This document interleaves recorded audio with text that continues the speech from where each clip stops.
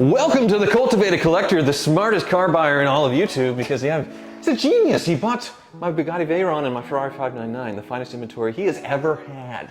But that alone, I think, qualifies me as the smartest buyer ever. You are a brilliant, lovely man. And yeah, I got a little money in my pocket, so I was thinking, I like that. you do some shopping? Yeah, some shopping time. All right, so what strikes your fancy, Tyler?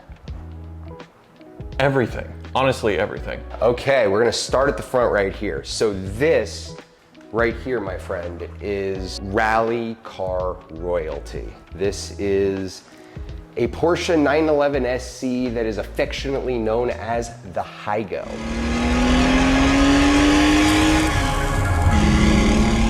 This car effectively functioned as the prototype for Porsche's SCRS program. So all these guys who've been doing all these Safari build 911s, their inspiration were the Porsche SCRSs. This is Genesis. Okay. So you really have, like all those Safari build 911s, you really have this car to thank. It is an incredible piece of history, and to say nothing of the fact that it is impeccably restored, impeccably documented. I didn't think it was real. I thought it, because there's so many, rally tributes, Safari tributes and all that stuff, that somebody did the Safari and then, put all the racing stuff on, but this is real. This is gonna sound arrogant. I don't allow replicas in these doors. Fancy. Okay. Sorry, with all due respect, I love a tribute, it's cool, but if it's here, if it's here, there shouldn't be any question marks, and there are no question marks on this. And actually what's really, really special is Dieter Rushheisen, which I apologize to all you German speakers out there for the inevitable butchery of the last name, so I apologize for that. But this car was his brainchild. He was at Porsche at the time, worked on the 956, the incredible Group C race car. And this car was his brainchild, and it was a total skunkworks project amongst Porsche race engineers at that time. And so Dieter actually consulted on the restoration of the car, and there's actually an incredible video that Henry Catchpole did with Dieter on film talking about this car and all the little details that make it wonderful. And somehow it's not in Stuttgart in the museum, it's here. It is here. Okay. It is here, New Canaan, Connecticut, of all places. Asking how much, but it's probably a bit out of my league, I suppose. I don't know. You got a Bugatti Veyron here, man. There was a heavy loan on the thing, because I traded in a Countach, but this Countach, it's got a little bump in the back, so it's a bit more special, huh? Some bump in the trunk? Yeah, some badonkadonk. Oh, yeah. So the wing's not on it, which... Wingless. So... Love wingless. Other than being a downdraft. Yes. What's going on with this one? So this car, what is really special about this car not a replica, as we established. Very much not a replica. So I think Tyler probably do a little scan of the interior and then give him a close up on this car's real party trick. It's been about a year since I've done Lambo yoga with the Countach. So, oh yeah. Oh, it has that smell. That delicious leathery smell. Whoa. Is that 161? Those are original kilometers.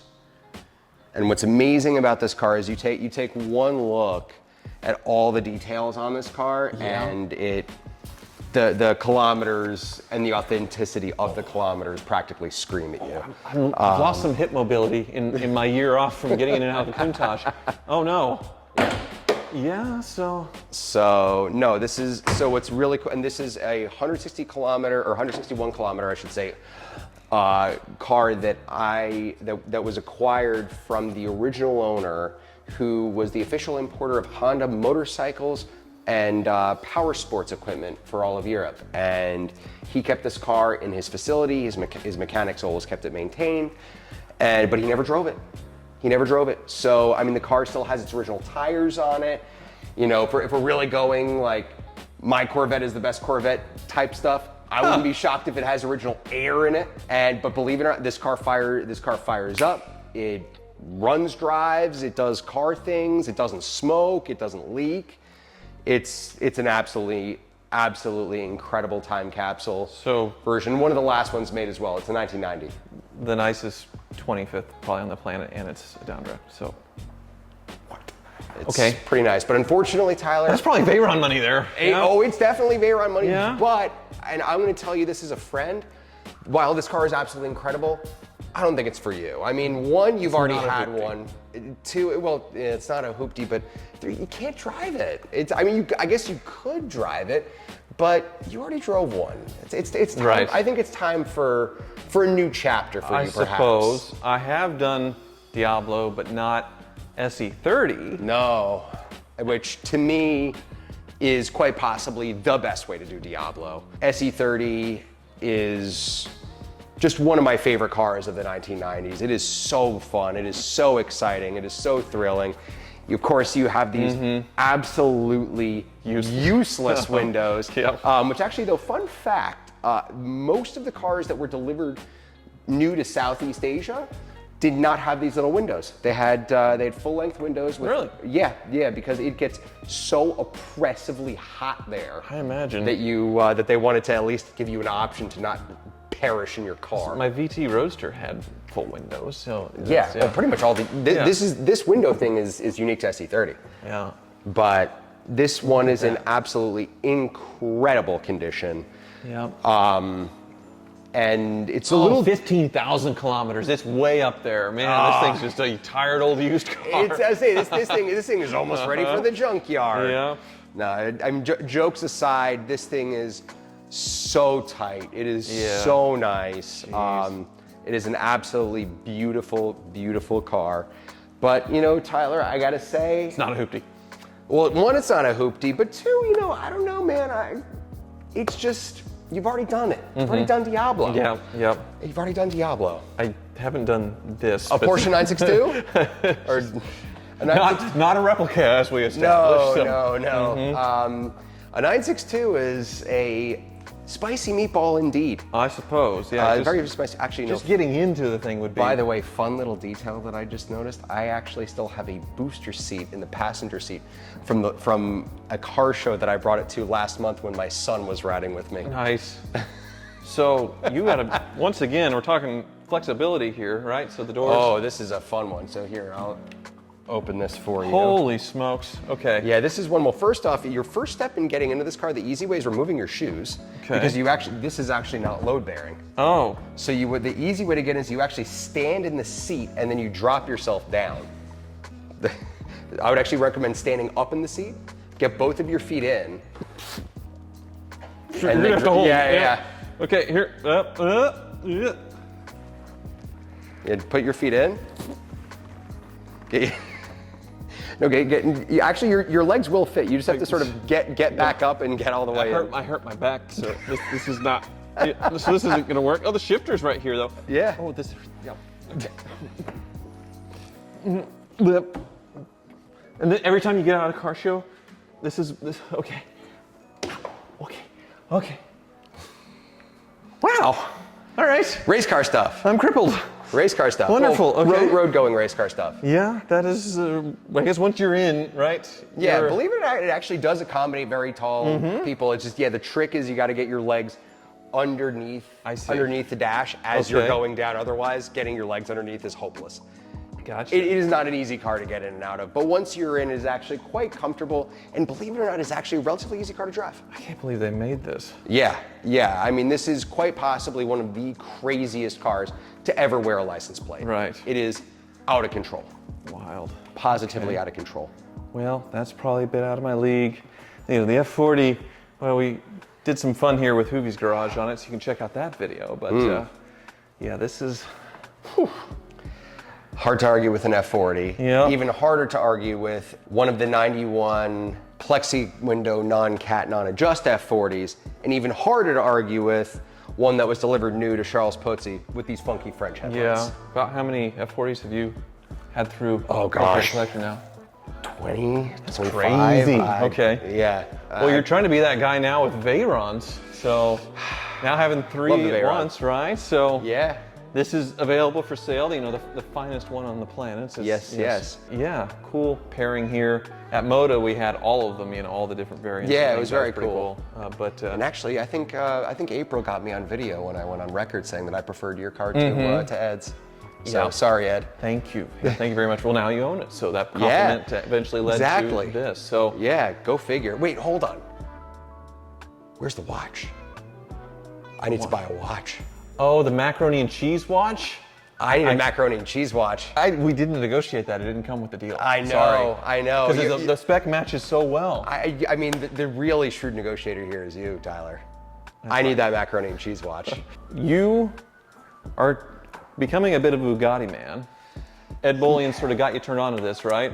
Well, you know, look, I always had an immense amount of admiration and respect for the Veyron. Generally speaking, once cars start to approach the 20-year mark is when they start to look good again. So I'm selling too soon. Possibly. It's okay. There are plenty of things that we can get you into that are already prime. But Already at the top to go down when people start dying, right? Exactly. Yeah. No nonsense. We would never lead you astray. But no, the Veyron is something I always respected, and it was one of those things that, you know, Ed and I were speaking regularly, and he said, you know, do you think it's maybe Veyron time? And I said, you know, I think we're getting there. And so he jumped and I followed shortly thereafter. The thing that I wasn't anticipating was loving the car as much as I did. And I really do love them. They're incredible machines, unlike anything else. And that's the thing. A lot of these more modern cars, not to knock this, I mean, you get in, you flip the paddles, you know, it's a car. Like, it's hard to have that with the dual clutch and everything else and for it to feel special. And these, they do it. They feel so special. There is so much ceremony. I mean, even just the starter noise, it's just that whirring is just, there's so much going on. It is such a special experience. Yeah. And they are looking really good. And I just don't think that there is a single car that has come out since this car in the supercar, hypercar, what have you space that had the impact that this car did. I don't think there's a single car that is more significant in the pantheon of the super hypercar since this. You're just rubbing it in. You keep rubbing it in. Yeah. So I'm cruel. I'm cruel and unusual. Be responsible, but I'm cruel and unusual. This wouldn't suck to own, most definitely. No, it's never a bad day when you wake up and say, yeah, I own a 458 Speciale Perito. There are far worse things, you know, blurred out as you get out of bed. Well, so Parker Vehicle Virgins. I was with him when he was at the Ferrari dealer when he bought his yellow Speciale Perito that he had briefly. Oof. And it was crazy to be a part of the delivery day for that. Back, it wasn't new, but still very, very expensive. So Yes. And man, you want to talk about expensive. These cars, as of late, have been on fire. Yeah. Fire. It's wild what these have been doing. I mean, look, I was telling, and what's funny about this car, I've owned this car multiple times, and you know, the first time around, when I sold this car, it was just the numbers didn't make sense. Historically, the open version of a Ferrari tends to, you know, of a modern limited run out Ferrari tends to trade at double what the closed car did, and the first time I bought this car, an Aperto was almost pari with a coupe. Like, it didn't make sense. It was just, historically, it didn't make sense. They do sound so much better and like spit flames from the factory as far as shift and everything. It is, I was knocking it saying compared to the Veyron, but it is still. Oh, it's incredibly special. Yeah. And it really is, it is the end of an era. And obviously, while a 488, F8, 296, all those cars are faster, I'm sorry, I just don't care. I don't care. I want it. Give me 9,000 RPM and a howl and an engine that's howling. So do you think you're going to play in that modern world very much? Or you think we'll all just be old and this will be ancient? I'll be there with the wooden staff saying, you shall not pass. 458, like, that's it for me. Look. I mean, a 488 is a good car. An F8 is a good car. I'm just saying that if if left to my own decision-making devices, which are questionable on a good day, this is the 458 generally for my money is one of the better cars that Ferrari's built. It's just a good car. Like it does car things well. Like it gets you places. It functions. It's a great car. So I really view this as a high watermark for Ferrari. And again, I'm not trying to take anything away from a 488 or an F8. Good cars, but give me the noise, give me the drama. Well, what's wild is at the same time you could have bought this or that, roughly, and the appreciation or depreciation curve, very, very different. Dramatically different. Yeah. Dramatically different. Yeah, I mean, there was. But I fixed it. You did. And I will say, you know, it's very important to do quality control around here. You know, I have to QC all of these cars, and you know, QC is very, very important and requires aggressive driving. And, gotcha. Yeah, that's an integral part of the QC process here at the Cultivated Collector. Okay. Well, I've done a lot of farts in those seats, a lot of miles. So I should have had some fart testing done in those seats. I don't think mine adds value. April's might, but mine doesn't. So she could probably sell those, you know, if she wanted to.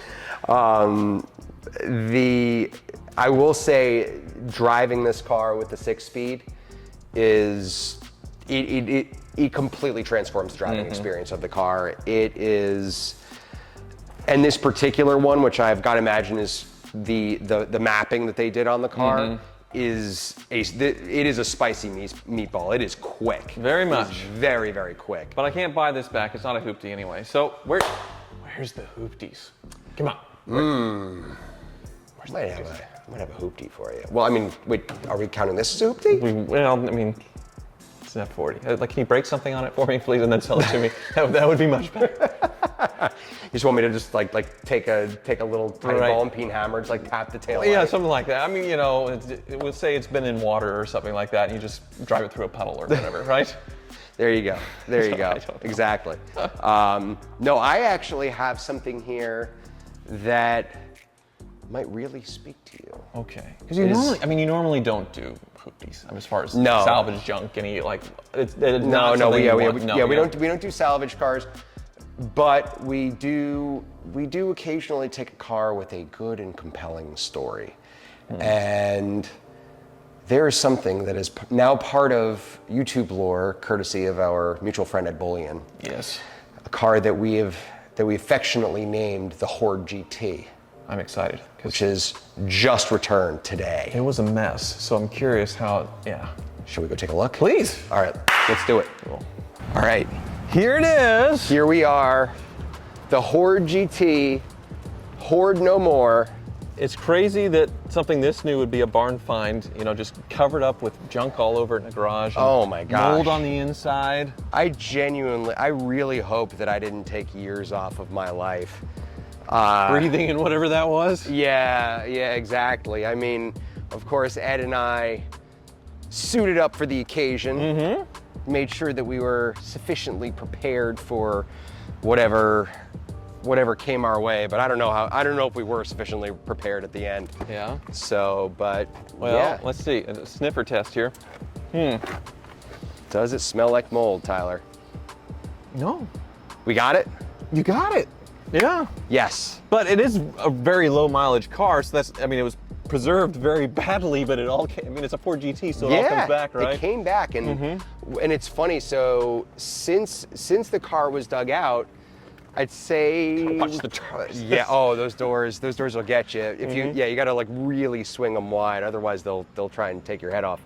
I want to say that we've put, or well, not we, my dear friend who bought the car, put now over 1,000 miles on the car, completely problem-free, which is really a testament to how mechanically hardy these cars are. And it's really funny. I mean, the YouTube comments absolutely eviscerated me for turning over and running the car. Oh, it's a Ford 5.4 liter. Come on, like. Which, to Who be honest, cares? I was gonna say, like, I already knew, and everyone's saying, oh my gosh, you know, you now need to do the whole fuel system. There was 10-year-old fuel in it. I needed to do it anyway. I just wanted to make sure that I had a motor that had Right. compression and ran. Yes, that it And wasn't we parked did. for nefarious reasons. Exactly. Or whatever. Yeah, it could have been parked in a hole in the motor. Yes. And it doesn't. It runs like a scalded cat. And for that reason, you know, I think this could be an interesting addition to the hooptie fleet. I mean, what do you think of the Ford GT? It's Do you one, like it's one it? of my favorite cars I've ever driven, for sure. The Really? noise, I mean, can we? I think we should. Okay. We should, for scientific Absolutely. reasons. Yes, yes. Yes. It's been many years since I've been behind the wheel of one of these, but I was in love.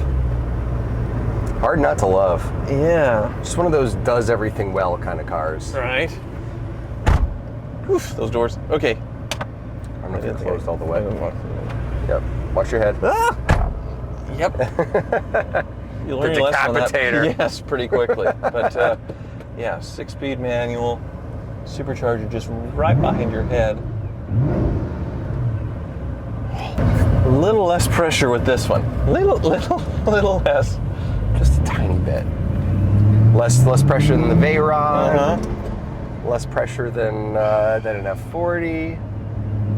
The only thing that is still under pressure is that 5.4 liter V8 with the big old supercharger on top of it. Well, and the good and bad thing is it just works.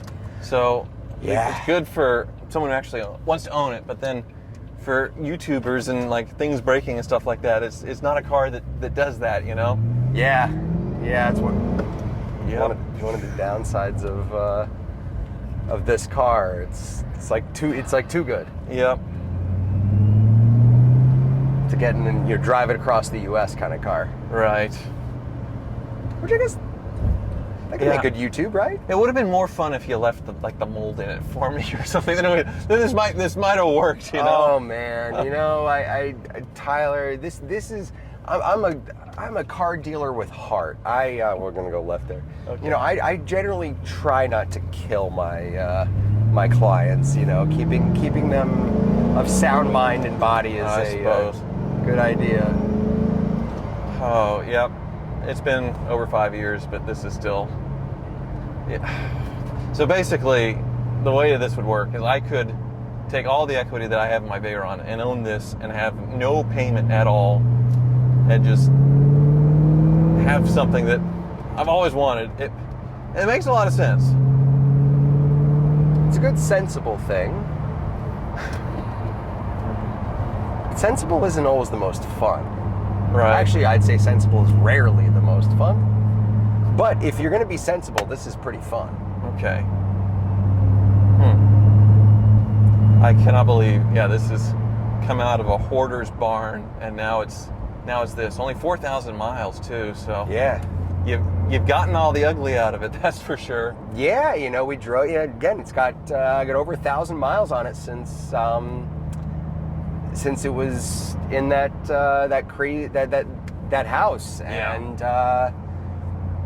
Well, that's the bad part about documenting all of it on YouTube. Yeah. Is now everybody knows, right? I'm doing this as an opener for negotiations, but honestly, I don't think this is the move right now.